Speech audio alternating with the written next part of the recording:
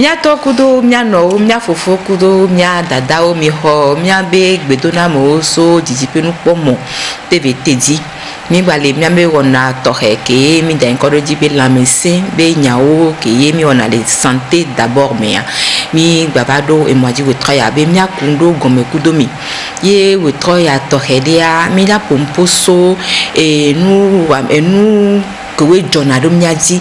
enu joro miaji que we vara mi ba geo me ye benana mi be susu khona so mi be susu tago mo khona dia mi be mia pon posu ntina mi wotroya be ne be wono wa no ve me le mi ba gbe mi ade nke bi la tem hengble le mi la mesin be enyawo ntio wa wotroya mi pe mi be ami pepe de ka ke ye java de nu komina mi so kuru de kebe no mi onti e mi la so ye dia mi la gba pomposo e dole ki ko na be coronavirus a nto mi na nya be na coronavirus a kaka na ngare mi a e do apopoto le pe do a woro dia e le defu ba mi ame ko nya kaka do to wa mi so ro nya do ko ti be na e je dia re si aye a mi ro gba no tegbero de kebe e do aji mi na mi nya be e do a e potole enja nyawe zomba jijipe mu pomo tvt jelo.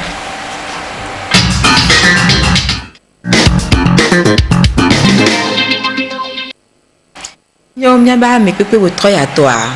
ma biomi e mo ne ma defiomia yo ne be degboe zinsu selom ne ma présenter na mi alo ma defiomi le mi ame yo gbe me a eni psychologue clinicien wa zani avi fia ma so gbe anento be e dokeye wono no yo be psychologue wa clinicien wa de e dokoy wono e miabe la médecin be nyawade akpaka yo khona le me yo wono to a mi aso bia ke soni apeto de boy nyawe zonlo yo tataka nyaho meto ole ni soveto tani so ni le doadia mi anda pe nyo nyawe zon kakavaro miabe wona tohe et de santé d'abord le miabe gengbe ami e ye mle gbe no ko fifi be wo troya mi la pomposo e enu jora me juko jonaro miaji vevede ye be hunhuna mi be jiwa be miawe pona ne be amogbo e no la tem de fion miabe dijipun komo ade de ke miabe doa e doke nkume miabe doa nyo no yo mi be psychologue clinicien wa de doke mi wona tutu kongo do akpe sibere ke mi menea nyam ni e school koko dans de docteur et psychologue clinicien non be psychologue clinicien eni amede ke ho tutulo bona amegbeto be ona gbo e gawa amoko bona amegbeto be ona gbo le la mesembe akpadi e le noa e susu tagome be susu be do be akpadi e minona e dono gbole e konodi e mi pena do anti kudo miabe e nume toto do enyo mi anda gbe ni mi ba me pepe dokita ko ro wa chan kondio ona dole do yo kondio alo do yo pe e wa do yo pe yo ona dole pa dokita ko mi la yue ba mi da pe ni mi dokita de gbero de kebe de na gomena mi fifi ado anti ba mi so ye dia ni mi abi enya tutu gban to yin be enu joda meji ko we jona do mi o diade ekeye jona kakaye agbetobe susumi la kwabio ndo akpe inko jona do agbetodi amegbetobe susume la kwabio ni endoke mle mdodo menao e be jori diole avome ke webe apo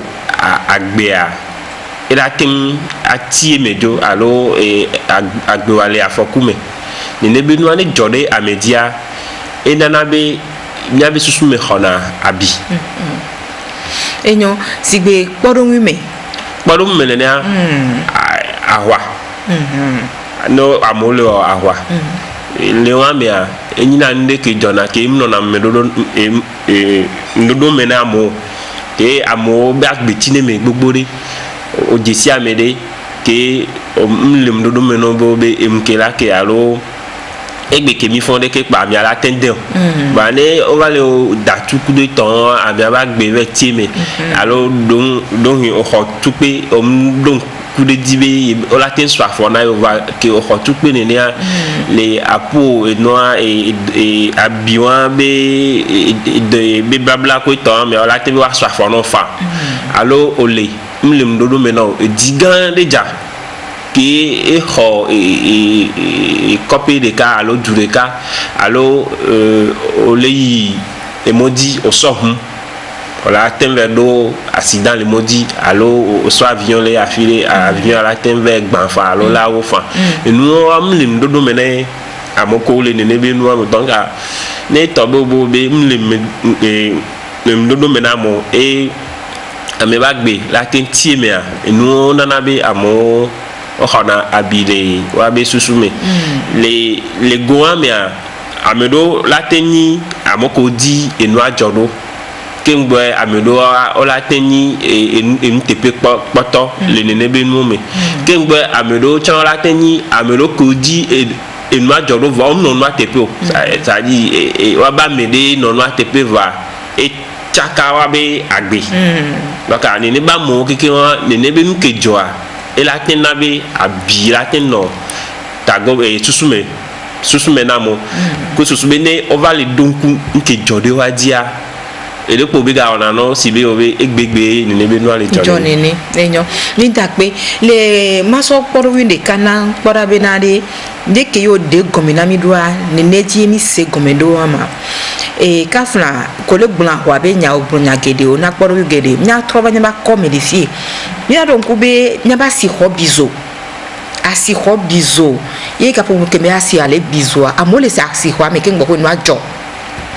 ba ni mi soporo wi wade enu a tongbe ajodo ameji ke jo wade mi la tem so sokudo nyake omi le gbon e piensisia tututu asi ho ke bizo ga me vai e amole asi ho ame kingba ne be njoa ya ten gbon be njoda ameji ke la ten do abi amebe susumea be podum de kayo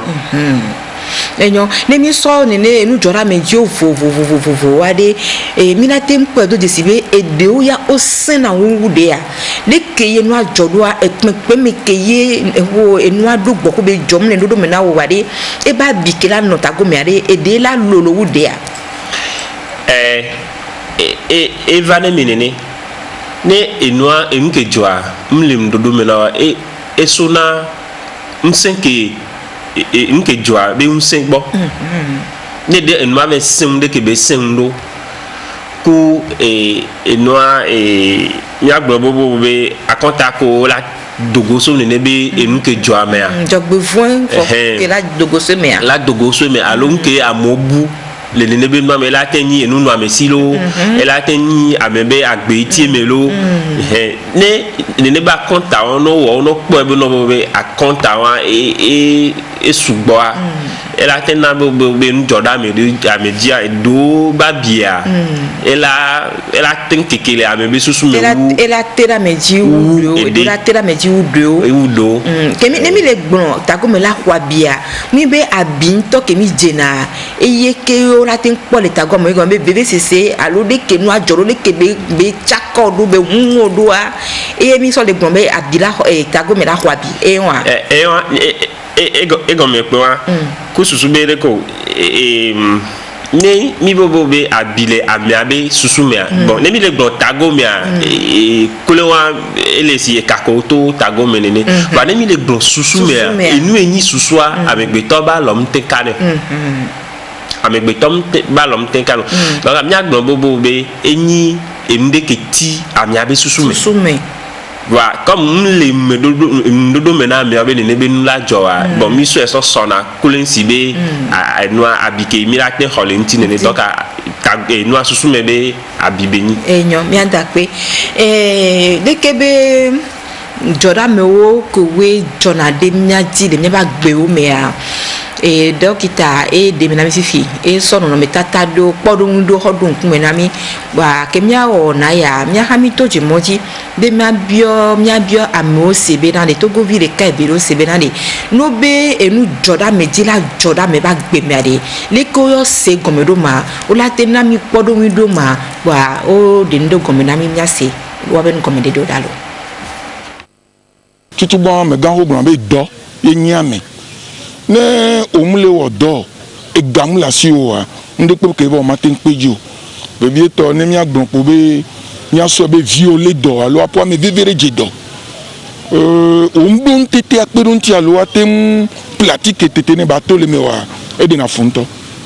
kaka eva hena kuva je me be nyawa o sugbo e amese me do be nyaki latin zinwegia wa le nyan popo no alon kon po le société yemen tia yin be na souvent ne amede do gapo e ga no amiasi e to be no e do kusinyawo wa e va do gade me a jogbe fo to he me be nyawo e ga ngo le sio e va nyina ta bude ne ke matin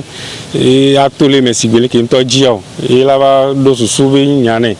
eve go nyina chambe evi amedo he piso mi ya fi mi le amojina vibe nyawo ami ala jivi ela ji to mo vovo kaka ni ka keme be la te va pe alo ma la va yire do de kwa ela va me be kafla de via ma va ni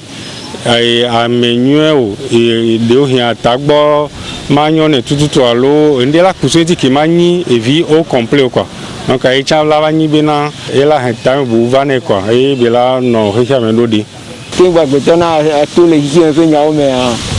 inya dora me dio poro me dolele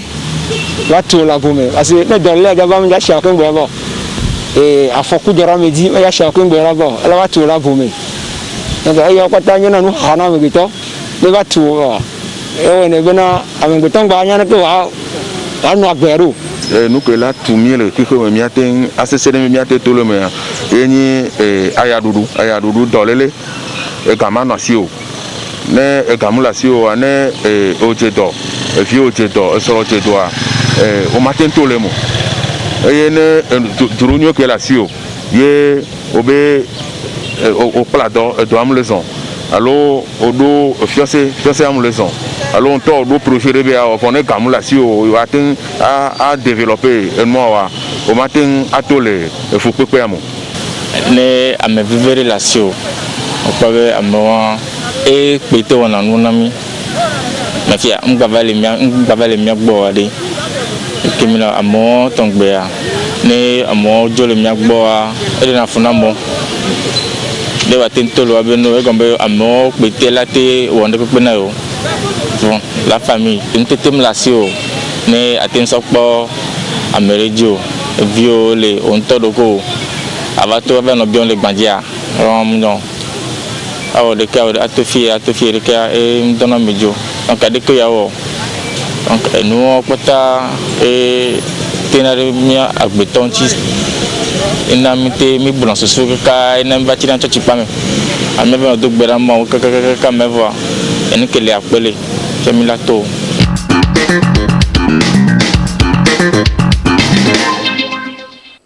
Enyo mi dagbe na mi afofo ko we o de nu gome na mi sokuro de ke yo se enu joda media loko se gome do ayo de go wa mi aso egba na mi ba me pepe abere edo to we ade enya kokoko gbon ade ele mi abe nya ke mi ho dada anyi tado jin ke mi ho dada anyi o to ya e sokudo alo mu sokudo wa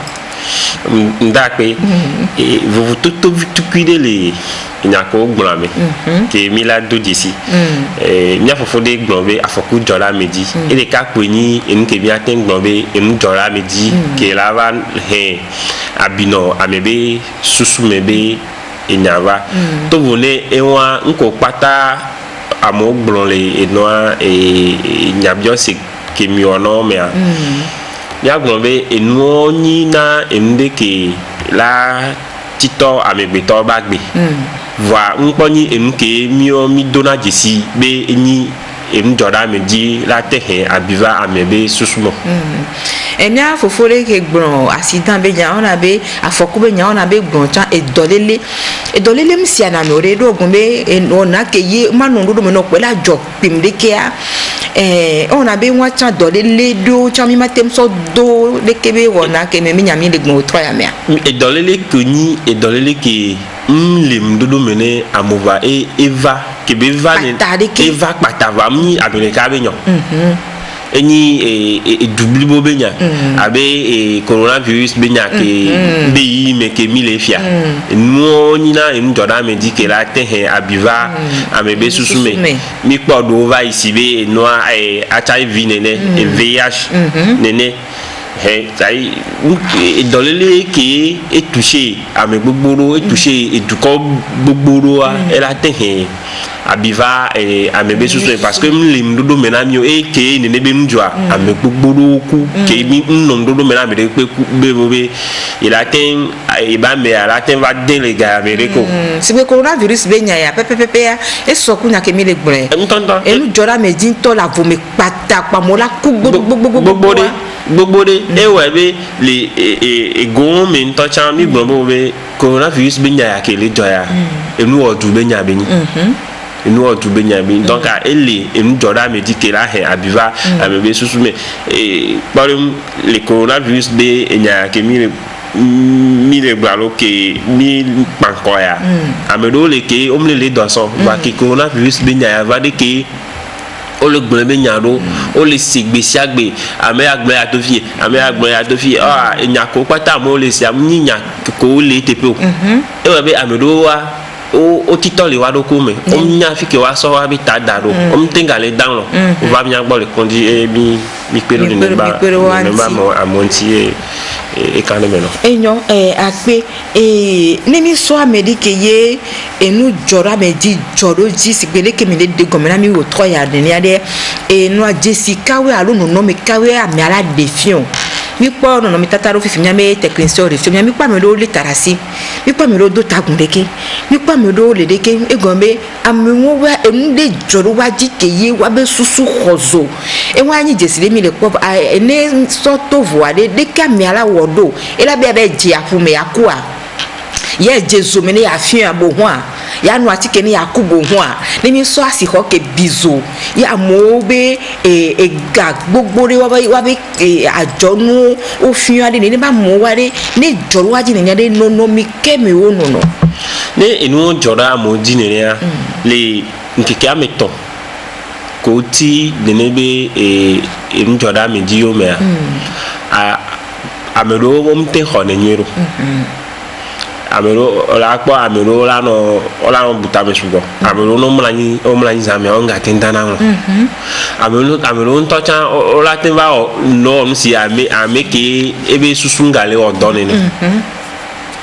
kengbe amero le a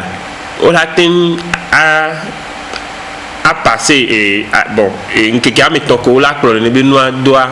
omja de no me de pe fio ba ne mi do kosira eve sona kosira le kana wetri le ka amedo va de na no me do fiol kengba amedo le wetri le ka yo mevo kengbo o abi no me a o va de na va zena wa ne mi va le kunu me keke wa me la do disibo be amewa eto no me de me e we be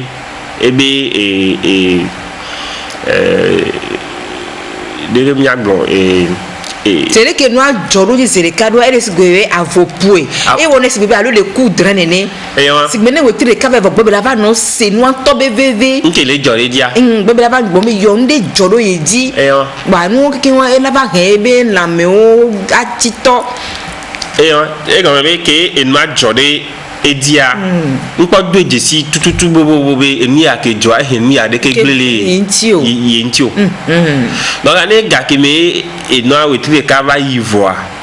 kengbo eno ela do ejesi be eni akejo ye ba gbe angale sibe sanenio via Jessica we so vana nyambo le kwanji o sigbede konto le na kpodo ya nene enu ajo e wo wetri de kavo ken gbo ko ye jesi do vale va ya me ko be yo enu ya ke vale wo fifia o be e afokure ke jodo e dinwa ala foku gane ke meye jibi ake ba gbebe ake ti nyemte ti mu wa e vale hede ke no ba o le na do bana kwandia e tadu ame o so bana kwandia alola na nyi po a wa be njele wo we la yo so bana kwandia jesi ke tu so bana kwandia mi vale kunu me ke ka bo nyambe yo ke ento vale e ba 5 ans kon me wa go me nu ya de ke jodo e ji wetri ke ya alors considère ton ya go me la nyambe yo enua ele e charo ya no sibere ke mlik mene amedo le a mando nyina entutu gbanto ke o hena ba amede ke le ke mle dan lo wa e ajinare be la mesembe e be nyaodi alors ma doit dolele ye gbo e dolele ni ke amedo le a e va hena tension be e dovana la medo bo le be nke joa e amedo le a o va de na nono medo fiona sibe ameke le gble nene e chanzena kengbe amedo le a ne obi ya no afide ke hunya be enu de la no pa o la no ti bonbon de tina na me no o la no ti vole wa do ko me e amedo le e so nke jodo ajia o munga sona wa be ameninye alo akanda media on ga so dona amede pe mo on a be confiance et amedo le a nke jodo adia o de na emo na nenebe nonome alo nke jodo adia et amedo nineke amedo le a ni o le a o no na atrono bon nke jodo adia le wa bi susume sibe egbegbe nenebe no aton le jodo adia c'est casé cadene donc ane autant le donku nenebe no e nana be autant no na nonome do meke umvu na tutu le wadoko me nemi so sigbebe kporo me america ye nenebe wona do jori ba gbe me muzere ko muzevio muzeton wade neneba me ade e ne o va mi agbo le konjade mi te pona bo kaka gba to ba yin do na wadoko me tututu ne etabe obe amea enu ajore di tutugba e jore di zevegwa e jore di zetongwa enu vovo ba le tobe obe nenebe noa enyi eneke mi le doji sibe e la ten do abi nenebe amea be susumia e sena mvire mana kpodem abe ntina mebe abi nene o abi do fi egbe puisque enoa e ça me be susumia de kakwe o abi de tepede egbe le ntina me kpodem miro ko o abi de funwa bia me toyo me o ga abide tepede kake saka abikpa ho me ke o ga jabiare te tongwa o ga jabire abikpa ho me donc ela na be ne ba abia ela ten etongwa ko dara dia ela ten tito ba na bobo be mon popo mulo mon popo le ke ne ba mo over si vede ke mi gbe won e koko parce ni amoko kpona me beto bi ona gbo dede pe kpona ne ba me ogbo nyabi ha do to dokita gan chonle ne pa mi pone est-ce que amia hi atikia allo nyabi nu metoto ko mi la te wo kuda mi apo la na bo be amia la dogoso ni be nu amia ba mi pone pa mi ro to kpona wa do ku gbo o to dona wa do ku do nyere enyo emisele yi miabe wona woti mi la pe do jesififi zande yabe fofo video ponupo emi na ogbele moji be enu jora meji ware de ko yo sene gomedo wa ode gomena mi do ale fofo vi won me a enu joda mede ntoji ko da mede ya enyi témoin e po na be tepe wa odi adase wa miase wa be enyada ne ni trova miaso nya ke so na nya melo kita kwara bena de enu jora meji won ko we be nya yo gbon ade e le tepe pepepe e we soku nya ke mi ho dare ani e chesi miase wa be no we komede do la magbon be amede pongpo eblem be nde joro eji em ja pe don ti wa e hogalasi wa 1,200,000 Gabon e be joro jinyele eblem iso antonto eblem le be blem do anyi hosebe le daje o e ba be adaka de le odi Gaddafi do va hoen wa nyi ajedede mi la ple abuide la fide wa so kole wa nso gane wa mbale okaka po ova sijo wa mo ba me nbe gbere kamba dogo wa nu e marqué musugo wa e gbe toke le joro jien fifi amaten glombe fiken le fifi a onya vient le sukulu e gake ma so tout sukulu chine tete anyen po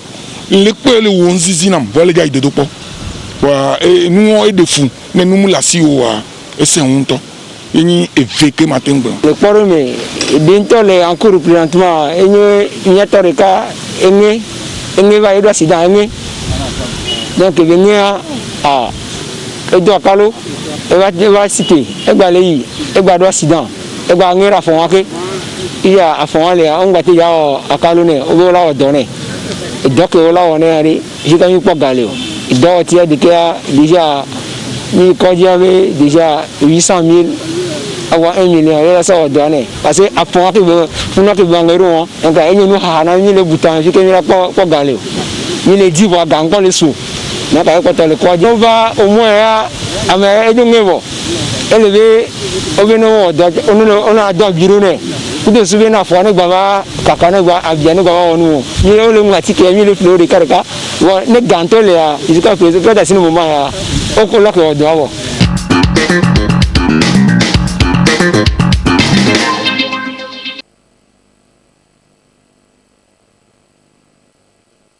enyomi le dakpere nya fofo wondo wa be adase didita apeto degbe ose wa be enyakowo gbonwa na fofo le ka gbon be ejoro ejin tontoto enyi gaba paji ameve gon ya accident be nya enyomi ve won wa de eko yo po be iya enyi nu jora mejin tontonto ke be nya emi le gbon essentiel ndakpe nya fofo ke etwa jafoku e gaba jafoku engeke e ya e kan le tanya ke 10 000 pompo do le wetraya e gome be enua ke jodo e toadi wa to gba be mi edie ne be nua jodo wa nko dogo so me e bane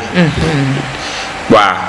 le amebe dododo be akpadia pour me wona e dogere le ne be nuanti ne to bobo be ke nu ajoda mi aji e gabe monu omlo ne wa so akpa mi agbole e konjine afo kwa bibinu ba dodo ela gana be ame abe abikebe khole be susumia la pato na yite so yi wa nyato be nyawa ke via le glon nyawa ya eni joda medike la ten abiva amebe susume so ye dia amede pe ke ho abi le ntina me be ni abire ke la ke ta vire godoa enana abile amiabe susume enyo nya so yi miabe wona oto ya to jam le gbun so gome de jabe na mi ja pompo so enya me 20 mi le gbun nu jora meji o la hia foku kan de ba gbe mi alo afoku de ke bi ajoro mi aji vo ato hono na yi to hana mi vo a de ke be nu a ehunhun jinami e miabe susu me kwa bia de ke ye dokito pe no de ba mi on ti doa e ye be nya mi le gbun to ya wa de dokita be nu de me fifia e na mi nyabe coronavirus be do achan ende be ni va chumi va tu edu kokeke la vome ye be hen gbogbo de gble o to ya chami la gba coronavirus be nya lo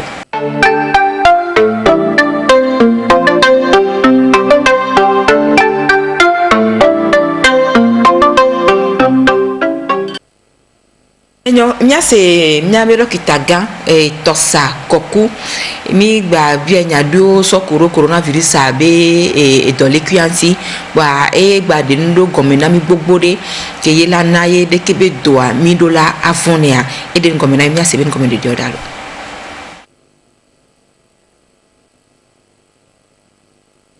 so mas kakabana uta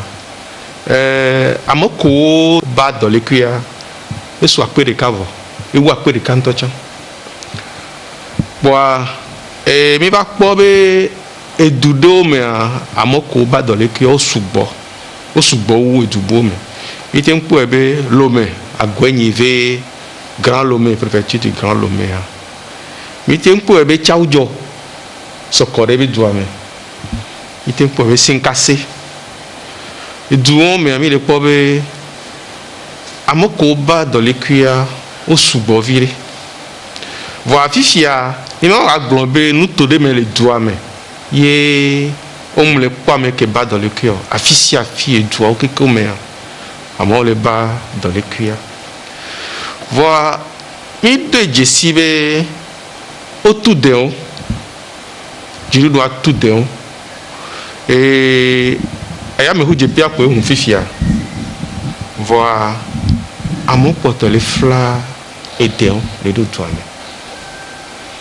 kpɔa ne mi sɔ amewo ko le ba dɔa gbogbotoa woso duta va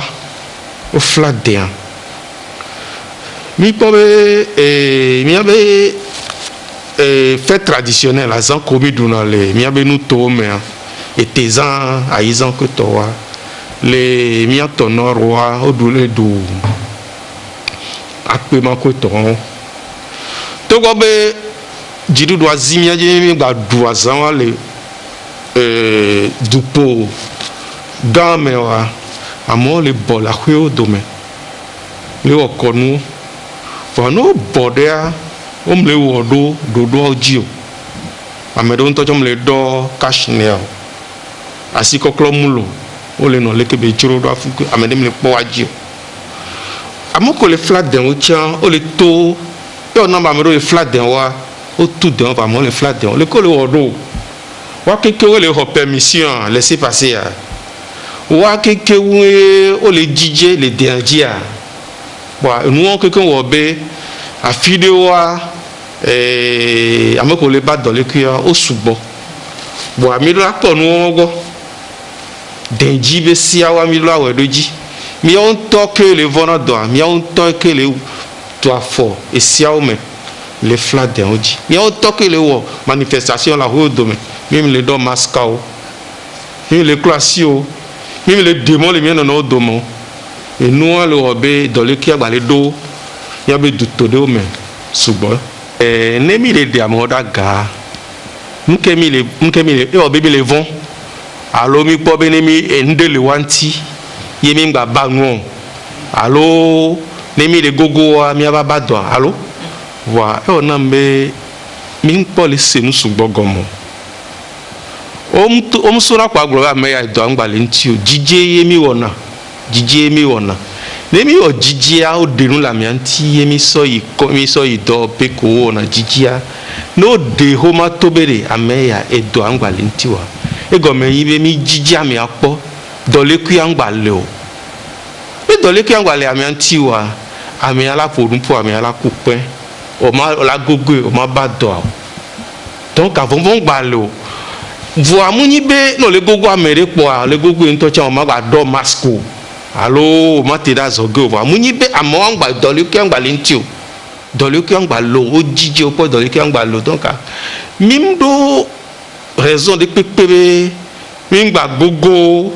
ame ke ba dɔa va yi ye miatɔ kɔndzitɔwo wo ɖe to be edɔa ŋgba le ŋuti o mi ɖo raison de kpekpe be mia ɖe ɖa le ŋuti o ne mi ɖe la le ŋuti ŋutɔ tsã vɔvɔ gba le kpe vɔvɔ eyɔ be vɔvɔ le wu enu gɔmesese le miabe wɔnawo me mi ɖo la vɔ wo be dɔlekuia ŋgba le ŋuti o wowɔ xɔma ɖo edzia mi ɖo la ka ɖo edzi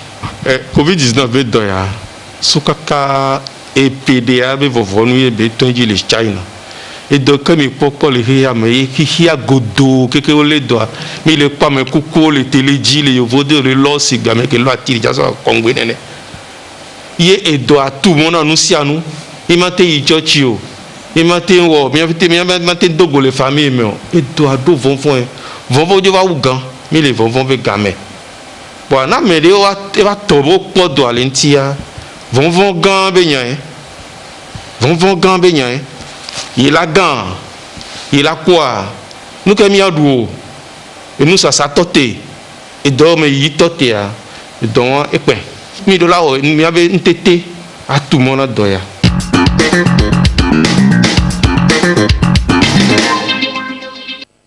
enyo mi dakpe na dokita gan tosa koku ke ye gbale do pe no jina mi fien sisi abe coronavirus be do mi do la on tete mi a ke mona le kebe do mi le do akpene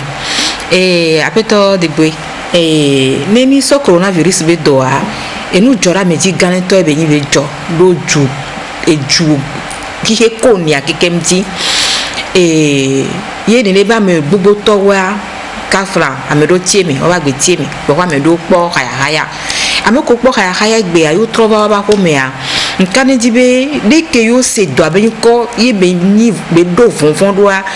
na wa ba gbe no mea o la gba no fon be e do la gba ba le yo ke yo la gba to ikondi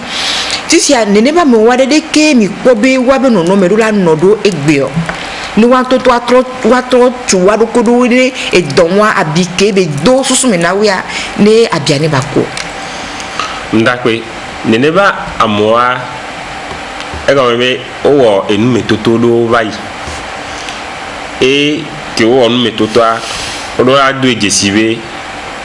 gban edoa ele coronavirus be doa ele ne gbon enya do susu de dibe amedo patole nyabe jukwa be ke omulo fa ejisibe we coronavirus be edoa elo donc odola adu ejisibe coronavirus be doa ele nye gome yimbe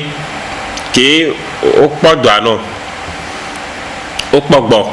le kondiba padi e auto o va homer nye gome o va la ten vale do parce que les me kuku me les duta o do ejisibe aboko le do tutu ma auto ne om le respecter non me ke o bo le respecter ne do angale am la ten vale do afan kengwe kebeli neni avovon no le nyakepe mi avovon do la to le la meno avovon do la to le la meno wa do desibe to gbo be eni ekube dovoir amo le gan e ncham ni podum de kale amoko gan do me e nene ba mo a nyam le o mon pokpo nyam le dum so be ne ora ten pere government abe do ko le o nti ke ora ten aponpone du quoi et les du quoi mais amoko omle o do no me o di o a wa chan wa do disibe we nyako le gbla nyam tonto be ni le yo a o do no me ke di o bo bo no do ne onga ba de ke be do enyo ni mi so ba nyagbo le kon diade egbe wa te pere le toheye ke ye ni mi ba yi jiru do abe kon dia amoko we to tete pok mo me nyami le gbon fifi ame ade na me o ba mi agbode e kon di te pere le ntoko ke mi khora ne ba me o wa ye de ke mi yona donodo de ke mi kwana odo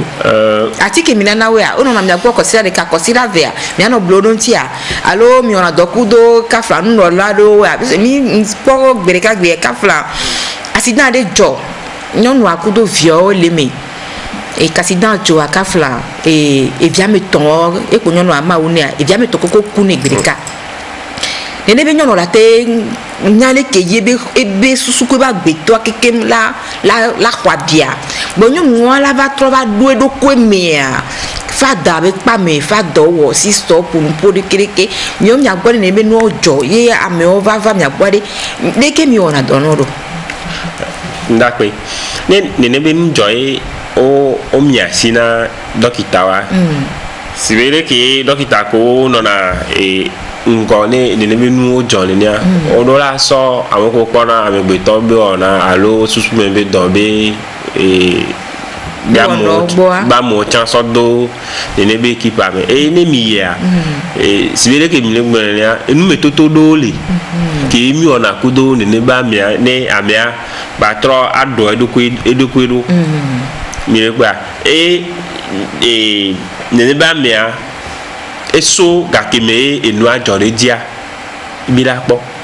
mia do desi 5 we amiale de fio ameken kume benyo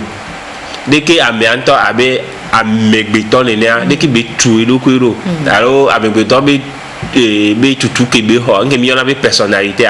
ameken kume benyo et ne nous dit mi donna pe mi tanatero a sokpero de kebe amianti et wono le vovo mi on a ndebe thérapie cognitivo-comportementaliste c'est-à-dire amia de que amia c'est la meke non amia sia ya pa be de que be c'est la amia le do ya odo swinti et mi la odo so amia be wonanti ne bakun a trois on a que et nous dola me diwa va nabe be les défis nene et doit dans pour aller coronavirus ba akpadia ne ma ba coronavirus ba akpadia ke ma dozereka coronavirus be do be nyava zereka e nya todo kitaro soto e katutuma ke o hole e mi kwa le togwa nya todo kitaro no positif le ne be nyame amero no en quarantaine ba et donc il attaque mi da be Saint-Fort ma didimia edo cellule de Annie qui mi puisque Edouard ma gogo novio non la gogo novio tant odolaza et non la daoulo to khayde ki ngba la gogo amia ba mi ona ne be do akudo mi atoro kita ko le en quarantaine alo ko o podona par téléphone wa ki mi ba le on ne be do mi ba do jisibe et tu an to ki kem hia ne be et donc au milieu wa ba kapomo wiki mi solo doit ne et doit me vieux qui me a ça me n'était yo fan donc à mo yo e amo gba poto mi et doit poto le yedi to voler wa solo me keka isen casser les ngomi ona be région sanitaire wa susu me be dans là où les TPO ko lo dokudo région sanitaire wa lo direction préfectorale de la santé au keken ke ne to bobo be et amedeli au port douane on va bien tordou non non pas mo et ne ame ato le fun et là va ide be pour me au plana équipe à mon non équipe à me ko plana modo mais pour na et ame pour me allo e be copé méthode mais watem c'est et doit gomme ne watem atoho ne ba mia be wa do ko dumi parce que on garde ne be amia dago ke o gbe gbo we do angala mi on ti pa odola a ho e nyake docteur glo c'est bobe amia e do angali ntio e ne Africa mi ne mi to va mi abi de konu gba amedo le ke coronavirus be do le nabobo va le dele amodo me ne amode ne a non mais que mi dina amole le mi abi Africa be de konu gba il faut que me wa po et nenebe ono gbobe omua wa te oviri ne nenebe habitué lati tamena ebe pometoa ba te enu ba te tivire non soit mais ane on va dire que do o matin de comme tant enfant voilà ne amo wa dans les nebe nous on a mais ane amo wa tenu tutu gba bobo yo ba me ede ya tepe e wala pe da mo ti be amo wala ten awon ke mi ona be deuil ne wa ba me ke der wa nkan be susu amo enwa nyame teacher gan ko le nenebe popo mo so lo po edo abi nyan gba o nyare ke enu le yido la ten le do ke ma agaba henu gle sugbo le amo be susu yo edo a ele henu le gle ele henu le gle ame gbogbo be susu me coronavirus na ye amo ba sisasa odidi enu keke odidi ba ena mo be susu kwabi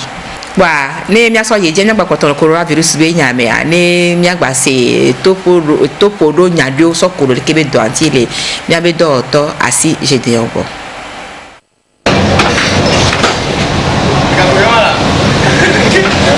lekene amekewe mudona bubu lori moji seonti o sona wabede masole me dona afoku amekewe le zondo sejia ne deke le yanyi coronavirus be nyachan amedo le croisi amedo le cleo ne mi so me ba ho me be pode noa mi la pobe mi tona kaka gbonava le asima maklo me mi lena agbo be gavio e mi hunao le asima maklo on ke me mi lena miabe si kutokao e mi kuna si le vudo me le vie babana ameba fokudem bedo funwa fifia leke mila wedo alebe kaka so je miabe si le kpalo kudo gazeo me mi maten no ban le via na mia no nyam le pobena le dolele abe nyakeva mea ne amesia me late abe ya dolele ajia ne mesia me yeba activité gbo kaka yebe gboa odola do adisi daro agbo be mon amesia me hu agbo po amesia me do la classe amela classe ke ngbala do ahome ke ngbala do ebe home kama na mesia me te wore ne le hoka ya home nkare dibe gbo agbeto ala to tana mesia me vai o de ese do be nyimbe on to cho pa be do am jesi amega home jesi devio mo jesi gatom jesi wa me no ne lo pele donc o do la soro do ko do la we ba mesia me do la we ba mi la te kwa gbelati no jaya o male doyo ono mjaiwa o welati me ne bele won afike mi le dona hehe afifia enyi jizizina amesia mebe batro pledo kwe le kokwe wo ba paji kudo jiruru abe sekewe be dona mia sosodo do wo me ekela ga nyuwe nyibe amesia me baka atam le do kwe me be yema demde la coronavirus be levia la bana inovio nemi wo eke okekea miro la so gbedodo la so bodonti le enwa mea to hono la senya be kwefa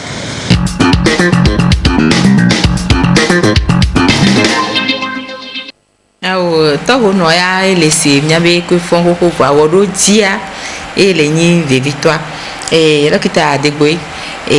ne miabe mi le yi miabe wona be nu wo ne mi so nu jora mejio ye mi le gbon ebe nyawo toya coronavirus anu jora meji benyi ba tumi la vomea deke o pobe mio milio miato miakendo kito milio miato pour me kedi no ajoro gbon fifi podo nwebe na mede accident joro dipo la vome pata me de kaye la kwabio ameko kokoko tro do ya ela lowe deke o pobe de pour me de pepe me anu jora meji oni ba tumi la vomea deke pour me la nodo la popu ye nenebe noa ela mia do ne ndakpene nya biosia ne nenebe nu va jodo amere di le pomea ro la popu e pomea la ni pomede ke la no dunse mia no vi ke opo edo alentia to vone wa pomea do la no de fie be yo le ngbe domene le esiai o la no dunse do be ela dogoso inebe edobe nyame orola we de be de ne gba mia ma ahiam de koko to vone e wan to do la odo so wa do ko ntibe ke ngbe ne dokita awa po wa odo so wa do ko ntibe yo novia yo ba me ko beni ne edile kondia ahome be gbara ma gbaba ahome amede le pomamela la ba no so asida so no fien be wo we opo coronavirus be donne alo ma gbaba ahome amede ma ga ba di wo be ma ga dunle agbade ka me ku alo e ma ga nu sire kopo de ka me ku alo e ma ga igazire ka ku alo e ma le sire toka de ka me ku e to vone wa ya enya ke ngbona enyibe le coronavirus be nya ya me amesia me do la ni dokita ne edokwe ne fi ko ni dokita na doko a e ro be wona ko obemi ne one minga bado a mi do la no pegbo to bo ne wa amesia me do la ni soja ne edokwe ku susube ne nyentom ni soja na edoko nya mle pegbo be edoa nga to dini ne bayi no vinye gbo parce que nemi kpo de ke nonomio government ba mo lele nonomia docteur ku sojo kekere le odo asida si me mi aten adu de kebe edo aji donc pour me dola o do sedi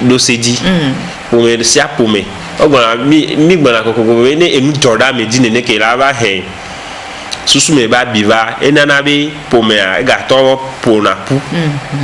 ne maso do ga le pomea mecha enina ga popode ke la na be e kadodo la no pomea me plus so usan ne be noa pomede pe dola atrodi ne be nu bevede le coronavirus be que mille traversé enyo ne mia tati coronavirus be nya ke mille traversé mi mta tati do da wa kotole nyem ka fla nyem ko mia tati o ne mia trova mia be tati do nu o to ya tonto dia ke yin nu joda meji vo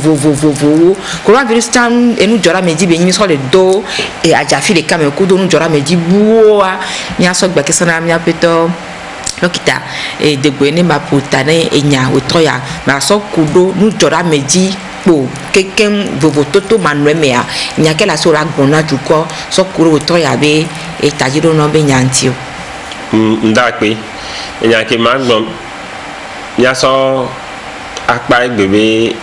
asim kankan me enu jora meji ke la ba he abiva me be susumea minga pe po be ne ima jore jiwa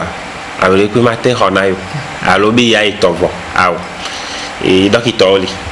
ki ni o so ni bi nya so yi wa gbo ola tin apele nti obe e ne bi nua ngava a don brelele apo agbemo dava hindole le buo agava hindole le buo le apo sisi begamo e bodum nya tem gbon be e noa nyum ko do avuna le devime e ba e amedoa o dona ne be noa le wa ba gbe jika amedo mtende na so ntoso king ba amedoa o de na so voa do ko la so bibi se sere pe tom no na e son de piana on e ne ba mo ani ga ke me no ajodo wa ji sere ka o so va kondia o la tin po wa gbo be de ke be no anga va ahe maso ba wa be son de pe di alo ne ga ke mo va sia ba he ba ne pe ke la ni la me se be nya ya ne mi le dogo mi ne be nu jore mi adia mi ji mo na dokita de pepe mi ji mo na dokita de pepe so to dokita wa dia ela fio mi afode pe ela fio mi ameke gbo mi la ike ola tem akpo ni ne be nya gbo na mi nwere yo akpe mi do akpe ne mi ba me pepe a mi ba me pepe utro ya to enyi dokita degboe zisu selom ele dokita konji ko na be campusa e onado kudo apeto gan o potio so kudo enu jora meji be nono mi omi e be le gbona mi wa be enu jora la meji nya ke mi le avome mi le victime enu la joka kemeke mu le dodo me na mi o ba ni ba jo ade nono mi kenyi nyu to e be mi la zon redio e be le gbona mi o to ya be ne jodi nia nya ko be dokita konji o le o kora na me nya so nya wa ke so ba dokita konji wa le ke o la fi mi afodo be do yo le do ne be edo antido ba mi le do akpe na mi so kuro mi abe e todo do ta e gbebe ona mi bale wenu ya mi le da ko ne be technicien ko we gbero mi anti e de kebe ona e ve mi nyodia e mi agbon be fin ani cheji na mi alo 3 be pa ji ani cheji na mi nyode mi agba dogo consider ke mi agba dia e dokita de gbe mi dape o tata ka do mi abe e game ke mi guba de no me na mi do ba pe na mi lo ya so de mi ai do apo mi nyode akpe akini jijipe npomo to ke kin mi dape ni to go be du ko pata yo akpe bye